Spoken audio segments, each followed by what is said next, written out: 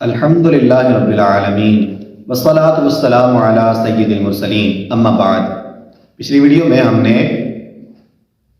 نجاستوں کا بیان سنا، نجاستوں کے بارے میں سنا کہ نجاست کا کیا حکم ہے اور نجاست کی کتنی قسمیں۔ دو قسمیں تھیں، نجاست غلیظہ اور نجاست خفیفہ۔ ہم نجاست غلیظہ کے بارے میں سن رہے ہیں کہ کون کون سی چیزیں نجاست غلیظہ ہیں۔ مسئلہ نمبر 14، ہاتھی کے سونڈ کی رطوبت اور شیر، کتے، چیتے اور دوسرے درندے چوپایوں کا لعاب نجاست غلیظہ ہے۔ پہلے کل کی ویڈیو میں بتایا تھا کہ ان کا پیشاب اور پخانہ وہ نجاست غلیظہ ہے۔ آج یہ جو جانوروں کا بیان ہوا، ہاتھی کی سونڈ سے جو نکلنے والی رطوبت ہے وہ، اور شیر، کتے، چیتے اور دوسرے درندے جو ہیں چیر پھاڑ کھاتے ہیں، ان کا لعاب، تھوک جو نکلتا ہے وہ بھی نجاست غلیظہ ہے۔ اگر کپڑوں کو لگ جائے تو درہم سے زیادہ لگا تو دھونا فرض، درہم سے کم لگا تو سنت، درہم لگا تو دھونا واجب ہے۔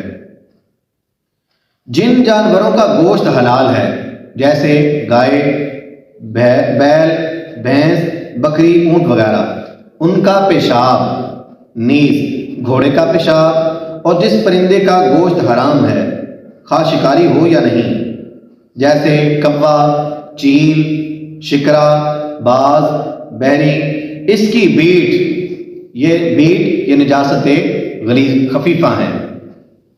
یعنی یہ اگر کپڑے کو لگ گئیں تو کتنا، اگر وہ دامن پر لگی تو دامن کا چوتھائی، آستین پر لگی تو آستین کا چوتھائی دیکھیں گے کہ اگر چوتھائی حصے پر لگا ہے تو دھونا ضروری ہے، اور چوتھائی سے کم لگا ہے تو معاف ہے، نماز سے پڑھ سکتے ہیں۔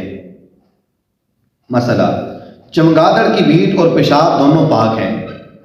چمگادڑ چھوٹا سا جو پرندہ ہوتا ہے، اس کی بیٹ بھی اور پیشاب دونوں پاک ہیں۔ مسئلہ، جو پرندہ حلال اونچا اڑتا ہے جیسے کبوتر، مینا، مرغابی، کازک، ان کی بیٹ پاک ہے۔ جو پرندے حلال ہیں اور اونچا اڑتے ہیں ان کی بیٹ پاک ہے، اگر کپڑوں کو لگ جائے تو نماز پڑھ سکتے ہیں، وہ کپڑے ناپاک نہیں ہوتے۔ مسئلہ، ہر چوپائی کی جگالی کا وہی حکم ہے جو اس کے پخانے کا ہے۔ یعنی جو جانور جگالی کرتے ہیں، کھانا کھانے کے بعد منہ ہلاتے رہتے ہیں نا، تو بعد میں وہ اتنی زیادہ جھاگ بنا لیتے ہیں، اب یہ جھاگ کا وہی حکم ہے جو اس کے پخانے کا ہے۔ پخانہ نجاست غلیظہ ہے، یہ بھی نجاست غلیظہ ہے۔ مسئلہ، ہر جانور کے پتے کا وہی حکم ہے جو اس کے پیشاب کا، کہ اگر حرام جانور کا پتا ہے تو نجاست غلیظہ، اور اگر حلال جانور کا پتا ہے تو نجاست خفیفہ۔ حلال جانور کا پیشاب یہ نجاست خفیفہ ہے، حلال جانور کا پخانہ یہ نجاست غلیظہ۔ لیکن حرام جانور کا چاہے وہ پیشاب ہو چاہے وہ پخانہ ہو، وہ نجاست غلیظہ ہی ہے۔ حلال جانور میں یہ تھوڑا سا فرق ہے، اس کا پیشاب نجاست خفیفہ ہے اور اس کا پخانہ نجاست غلیظہ ہے۔ تو اگر پتا کہیں پر لگ گیا، اس کا وہی حکم ہے جو اس کے پیشاب کا حکم ہے۔ مسئلہ، نجاست غلیظہ خفیفہ میں مل جائے تو ساری کی ساری ہی نجاست غلیظہ بن جائے گی۔ نجاست خفیفہ بھی ہے، یعنی پیشاب پڑا ہے، اوپر سے گوبر گر گیا اس میں، تو اب یہ ساری کی ساری نجاست غلیظہ بن جائے گی۔ مسئلہ، مچھلی اور پانی کے دیگر جانور اور کھٹمل اور مچھر کا خون اور خچر اور گدے کا لعاب اور پسینہ یہ پاک ہیں۔ مچھلی کا خون اور پانی میں جو جانور رہتے ہیں ان کا جتنے بھی ہیں ان کا خون، اور مچھر اور کھٹمل کا خون یہ پاک ہیں، اور گدے کا لعاب اور پسینہ یہ بھی پاک ہے۔ مسئلہ، پیشاب کی نہایت باریک چھینٹیں سوئی کی نوک برابر کی بدن پر لگ جائیں یا کپڑے پر لگ جائیں تو کپڑا اور بدن پاک رہے گا، ناپاک نہیں ہوگا۔ بالکل باریک چھینٹیں، اور اگر وہ چھینٹیں موٹی ہیں، بالکل باریک نہیں ہیں، تو پھر وہ کپڑے کو بھی اور بدن کو بھی ناپاک کر دیں گی۔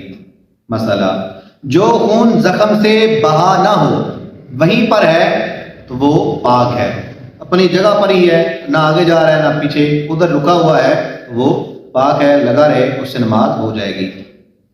مسئلہ، جو بچہ مردہ پیدا ہوا اس کو گود میں لے کر نماز پڑھی، اگرچہ اس کو غسل دیا گیا ہو، نماز نہیں ہوگی۔ اور اگر زندہ بچہ پیدا ہو کر مر گیا اور بے نہلائے گود میں لے کر نماز پڑھی، جب بھی نہیں ہوگی۔ ہاں، اگر اس کو غسل دے کر گود میں لیا تھا تو نماز ہو جائے گی، مگر خلاف مستحب ہے۔ یہ احکام اس وقت ہیں کہ مسلمان کا بچہ ہو، اور کافر کا مردہ بچہ ہے تو کسی حال میں نماز نہ ہوگی، غسل دیا ہو یا نہ دیا ہو۔ کافر کا بچہ ہے، اس کو گود میں لے کر نماز پڑھی تو نماز نہیں ہوگی۔ مسئلہ، اگر نماز پڑھی اور جیب وغیرہ میں شیشی ہے اور اس شیشی میں پیشاب یا خون یا شراب ہے تو نماز نہیں ہوگی۔ جیب میں ڈالی ہے شیشی کے اندر شراب ہے، خون ہے یا پیشاب ہے، اس حالت میں نماز پڑھی تو نماز نہیں ہوگی۔ مسئلہ، روئی کا کپڑا ادھیڑا اور اس کے اندر چوہا سوکھا ہوا ملا، اگر اس میں سوراخ ہے تو 3 دن 3 راتوں کی نمازوں کا اعادہ کر لے، اور سوراخ نہ ہو تو جتنی نمازیں اس سے پڑھی ہیں سب کا اعادہ کرے۔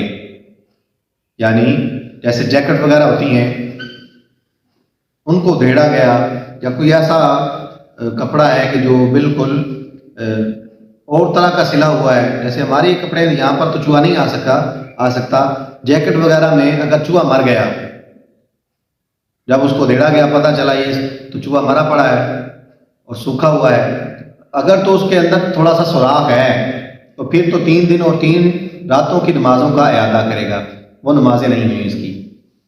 اور اگر اس میں سوراخ ہے ہی نہیں تو پھر جتنی نمازیں پڑھی وہ جیکٹ پہن کر یا ایسا کپڑا پہن کر جس کے اندر سے چوہا نکلا تو ساری کی ساری دوبارہ پڑھنی پڑیں گی، اس کی کوئی نماز نہیں ہوئی۔ مسئلہ، کسی کپڑے یا بدن پر چند جگہ نجاست غلیظہ لگی اور کسی جگہ درہم کے برابر نہیں تو مجموعہ درہم کے برابر ہے تو درہم کے برابر سمجھی جائے گی، اور اگر زائد ہے تو زائد سمجھی جائے گی۔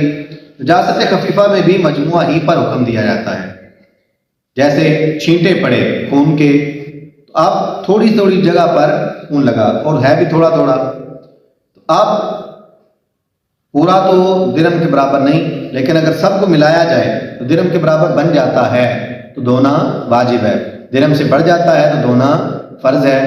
اگر درہم سے کم ہی رہتا ہے یعنی سب کو برابر یعنی جتنے بھی داغ لگے ہیں سب کو ایک جگہ یوں سمجھی جمع کریں تو اتنا اگر حصہ بنتا ہو درہم کے برابر تو اس کا دھونا فرض رہے گا، اور اگر نہیں اس سے کم ہی ہے درہم سے یعنی بالکل باریک چھینٹے پڑے ہیں تو پھر دھونا سنت ہے۔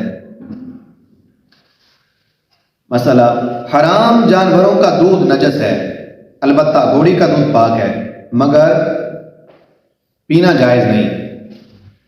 جو بھی حرام جانور ہیں ان کا دودھ بھی نجس ہے، کپڑوں کو لگا تو کپڑے ناپاک کر دے گا۔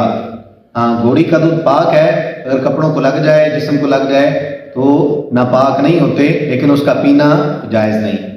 مسئلہ، چوہے کی مینگنی گیہوں میں مل کر پس گئی یا تیل میں پڑ گئی تو آٹا اور تیل پاک ہے، ہاں اگر مزے میں فرق آ جائے تو نجس ہے، اور اگر روٹی کے اندر ملی تو اس کے آس پاس سے تھوڑی سی الگ کر دیں، باقی میں کچھ حرج نہیں۔ چوہے کی مینگنی چھوٹی سی دانوں میں مل کر وہ پسی گئی، آٹا ہی بن گیا تو کوئی حرج نہیں، آٹا سارا پاک ہے، اس کو ناپاک نہیں کہیں گے۔ یا آٹا گوندھ رہے تھے تو اس میں مل گئی تو جتنے حصے میں وہ ملی ہے اتنا حصہ نکال کر باہر پھینک دیں، اگر روٹی پک گئی ہے تو جتنے حصے میں وہ نظر آ رہی ہے اتنا حصہ اس کو نکال کر پھینک دیں، بقیہ روٹی کھائی جا سکتی ہے۔ مسئلہ، ریشم کے کیڑے کی بیٹ اور اس کا پانی پاک ہے، جو ریشم کے کیڑے ہوتے ہیں ان کا پیشاب وغیرہ پاک ہے۔ مسئلہ، ناپاک کپڑے میں پاک کپڑا یا پاک میں ناپاک کپڑا لپیٹا اور اس ناپاک کپڑے سے یہ پاک کپڑا نم ہو گیا تو ناپاک نہ ہوگا، بشرط یہ کہ نجاست کا رنگ یا بو اس کپڑے میں ظاہر نہ ہو، ورنہ نم ہو جانے سے بھی ناپاک ہو جائے گا۔ ہاں اگر بھیگ جائے تو ناپاک ہو جائے گا، اور یہ اسی صورت میں ہے کہ وہ ناپاک کپڑا پانی سے تر ہو۔ اور اگر پیشاب یا شراب کی تری اس میں ہے تو وہ پاک کپڑا نم ہو جانے سے بھی نجس ہو جائے گا۔ اور اگر ناپاک کپڑا سوکھا تھا اور پاک تر ہے، اور اس پاک کی تری سے وہ ناپاک تر ہو گیا، اور اس ناپاک کو اتنی تری پہنچی کہ اس سے چھوٹ کر اس پاک کو لگی، تو یہ ناپاک ہو گیا ورنہ نہیں۔ یعنی کپڑا، دو کپڑے ہیں، ایک ناپاک ہے ایک پاک ہے، اب آپس میں لپیٹا تو جو ناپاک کپڑا تھا وہ گیلا تھا، اب اس کی جو نمی ہے وہ اگر صرف نمی اس کو لگی، نمی کا مطلب ہوتا ہے داغ وغیرہ کچھ نہیں لگا، صرف وہ ہاتھ لگائیں تو ٹھنڈا ٹھنڈا محسوس ہوتا ہے، یا اس طرح کا محسوس ہوتا ہے کہ کوئی چیز اس کو لگی ہے، تو پھر وہ ناپاک نہیں ہوا۔ اگر اس کی تری لگ گئی اس کپڑے کو، یعنی وہ کپڑا جیسے وہ بھیگا ہوا تھا یہ بھی بھیگ گیا، تو اب اس صورت میں وہ کپڑا جو پاک تھا وہ بھی ناپاک ہو گیا۔ یا وہ کپڑا خشک تھا، ناپاک کپڑا خشک تھا، پاک کپڑا گیلا تھا، دونوں کو آپس میں ملایا اور پاک کپڑا اتنا گیلا تھا کہ اس نے دوسرے کو بھی گیلا کر دیا۔ اب اتنا گیلا کیا کہ اس کی جو نجاست ہے وہ یہاں پر بھی محسوس ہوتی، لگ گئی، تو اس صورت میں دونوں کپڑے ناپاک ہو گئے، پاک بھی اور ناپاک بھی۔ یہ کچھ مسئلے ہم نے اس ویڈیو میں سنے، بقیہ اور مسائل بھی باقی ہیں نجاست کے، اور انشاءاللہ ہم اگلی ویڈیو میں سنیں گے۔ اللہ کریم ہمیں عمل کی توفیق عطا فرمائے۔